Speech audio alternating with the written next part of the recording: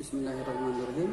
Assalamualaikum warahmatullahi wabarakatuh. Alhamdulillahillazi faddala bani Adam bil ilmi wal amali ala jami'il alamin.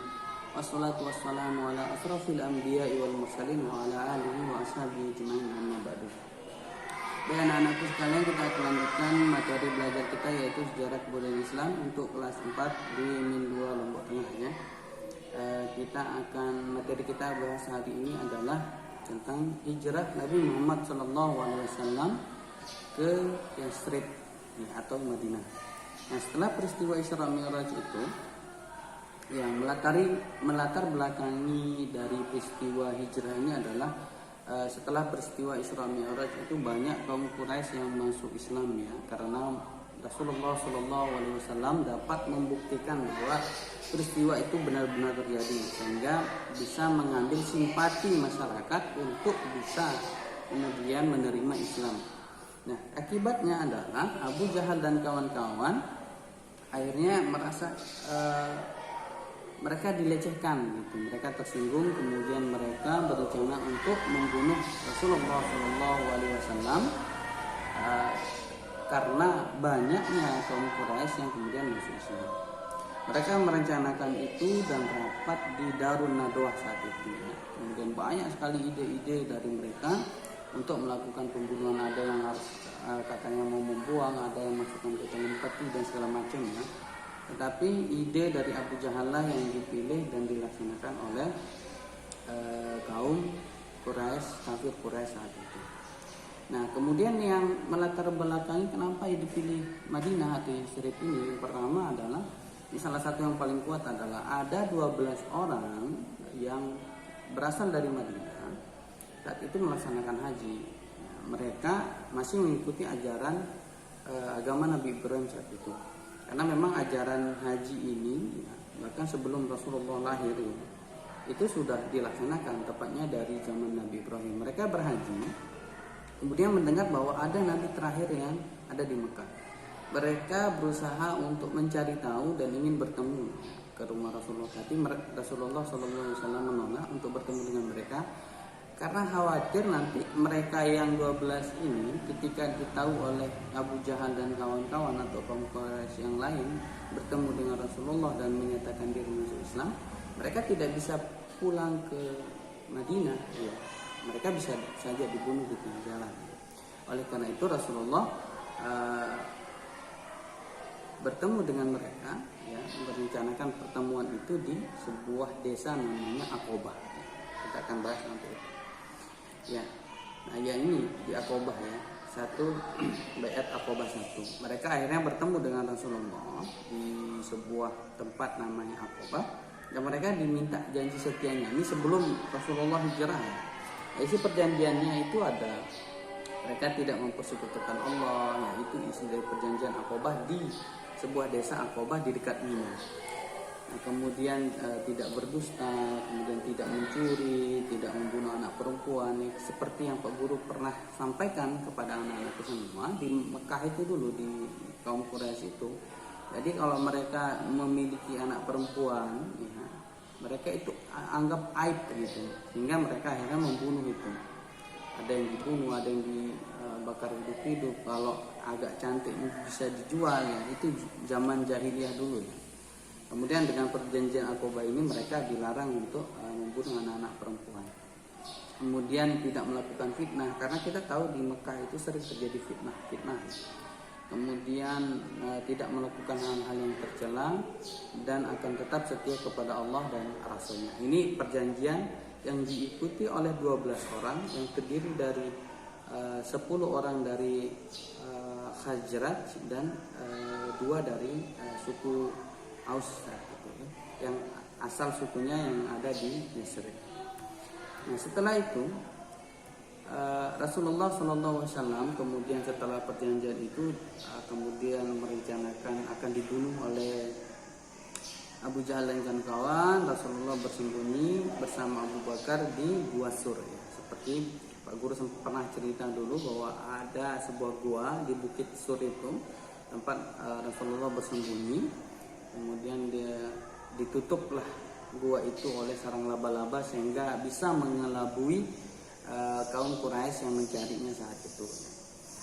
Kemudian setelah bersembunyi sekitar 2 hari 3 malam di gua itu, Rasulullah Shallallahu Alaihi Wasallam kemudian dipandu oleh salah seorang Yahudi yang dibayar untuk mencari jalan terdekat menujunya, karena perjalanan ke Madinah itu jauh dari Mekah ya. Nah, sedangkan Rasulullah menggunakan unta saat itu, jadi membayar orang ya, yang tahu jalannya menuju Yatsrib. Jadi Rasulullah bertiga berangkat, yaitu Abu Bakar, Rasulullah, dan 1 orang yang dibayar oleh Rasulullah sebagai pemandunya. Nah, di tengah perjalanan ya, mau hampir mendekati Madinah, Rasulullah ketahuan oleh salah seorang pembunuh bayarannya, Abu Jahal. Kejar Rasulullah SAW, dia menggunakan kuda, namanya Suraqah. Suraqah ini kemudian sebelum sampai ke hadapan Rasulullah, dia dibuang oleh kudanya. Jadi ngangkat kudanya itu, kemudian dia berkelahi dengan kudanya sebelum ingin membunuh Rasulullah saat itu. Saking lelahnya dia berkelahi dengan kudanya, dia bertanya, sebenarnya siapa engkau yang ingin saya bunuh ini? Kemudian Rasulullah bercerita, saya Nabi utusan Allah dan segala macam. Akhirnya Suraqah ini juga masuk Islam dan mengiringi dan mengawal Rasulullah hingga sampai ke Madinah saat itu. Ya, setibanya di Madinah ya, tepatnya tanggal 16 Rabiul Awal ya, di tahun pertama Hijriah. Nah, ini baru nanti ya di masa Umar ada dibuat kalender. Nah, tahun pertamanya ditentukan dari tahun hijrahnya Rasulullah SAW dari Mekah ke Madinah. Ini disebut tahun pertama. Jadi kalau sebelum ini disebut tahun kenabian ya. Jadi semasa Rasulullah dari mulai terima wahyu sampai dengan peristiwa Isra Mi'raj itu tidak ada tahun hijriahnya, tapi disebut dengan tahun kenabiannya. Nah, kemudian pada 16 Rabiul Awal ini yaitu ditentukan tahun hijriahnya. Kalau penyebutan bulan hijriah itu udah dulu ada ya, bahkan sebelum Rasulullah itu lahir sudah ada penyebutan hijriah itu, tetapi tidak ditentukan tahunnya tahun berapa. Misalnya Muharram, Safar, Rabiul Awal, Rabiul Akhir itu tidak ada tahunnya. Jadi penentuan tahunnya itu nanti di zaman Utsman, tapi di zaman Umar bin Khattab, tetapi diambil ke zaman pertama hijrah Rasulullah, yaitu tanggalnya yang ini, tahunnya yang ini. Ya, tepatnya tahun 6022 Masehi ya. Yaitu tepatnya tahun ke-13 kenabian Rasulullah sallallahu alaihi wasallam. Rasulullah langsung disambut dengan baik oleh masyarakat Madinah, bahkan dengan selawatnya ya, Tola'al badru alaina. Itu disambut dengan meriah oleh masyarakat Madinah, karena 12 orang yang dibaiat pertama tadi itu mereka langsung pulang dan mengajarkan Islam kepada masyarakat Madinah. Sedangkan masyarakat Madinah itu cerdas, mereka membaca kitab Nabi Ibrahim, mereka membaca kitab-kitab terdahulu, dan mereka mengetahui kabar tentang ada nabi terakhir yang diturunkan kepada umat manusia ini, yang namanya persis seperti dan ciri-cirinya seperti Nabi Muhammad SAW. Sehingga ketika 12 orang ini pulang ke Madinah kemudian bercerita, kemudian memasukkan Islam yang lain, itu mudah sekali diterima ya, karena mereka sudah belajar terlebih dahulu tentang sejarah para nabi dan nabi terakhir yang akan turun, yang akan diutus oleh Allah Subhanahu wa taala. Kemudian setelah sampai di sana, Nabi Muhammad SAW langsung melakukan namanya Baiat Aqobah Kubra. Kenapa menggunakan Aqobah meskipun dia ada di Madinah? Karena Aqobah itu dilanjutkan, yang di Aqobah itu diikuti oleh 12 orang itu ditambah dengan 75 orang ya. Nah, perjanjian Aqobah Kubra ini diikuti oleh 75 orang yang diambil ya dari suku Hajrat dan suku Aus tadi itu. Kemudian isi perjanjian itu yang dilakukan di tahun baru pertama nyampe. Nah, isi perjanjiannya itu seperti ini.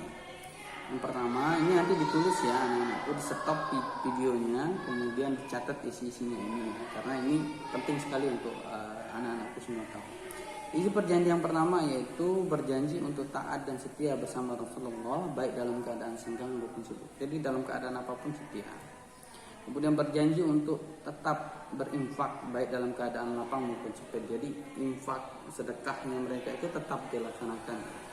Dan itu untuk kemudian keberlangsungan masyarakat Mekah itu sendiri. Kemudian berjanji untuk tetap melaksanakan kebaikan dan mencegah kemungkaran. Kalau ini sudah pasti ya, disetujui oleh mereka. Dan selanjutnya berjanji untuk tetap teguh membela kebenaran karena Allah tanpa rasa takut tercela. Jadi seperti di Mekah banyak orang yang yakin, termasuk Abu Jahal itu mengakui bahwa Islam itu benar, tetapi Abu Jahal ini takut merasa dirinya tercela gitu. Banyak orang-orang di Mekah itu tidak masuk Islam bukan karena mereka tidak paham atau mereka tidak mengerti tentang Islam. Mereka mengerti, tetapi mereka takut merasa rendah ketika masuk Islam. Kemudian berjanji untuk tetap membantu dan membela Rasulullah sebagaimana membela dirinya dan keluarganya. Jadi Rasulullah akan seperti keluarganya di Madinah itu kemudian ikut setia bersama Rasulullah dalam keadaan apapun. Jadi itu saja pembahasan kita untuk materi kita SKI kali ini. Silakan buat anak-anakku semua yang ingin kemudian bertanya, silakan nanti dikirimkan lewat WA. Dan tugasnya adalah nanti Pak Guru kasih tugas dalam tulisan itu nanti dijawab pertanyaan Dimas saja ya. Sekian dari Pak Guru, terima kasih. Assalamualaikum warahmatullahi wabarakatuh.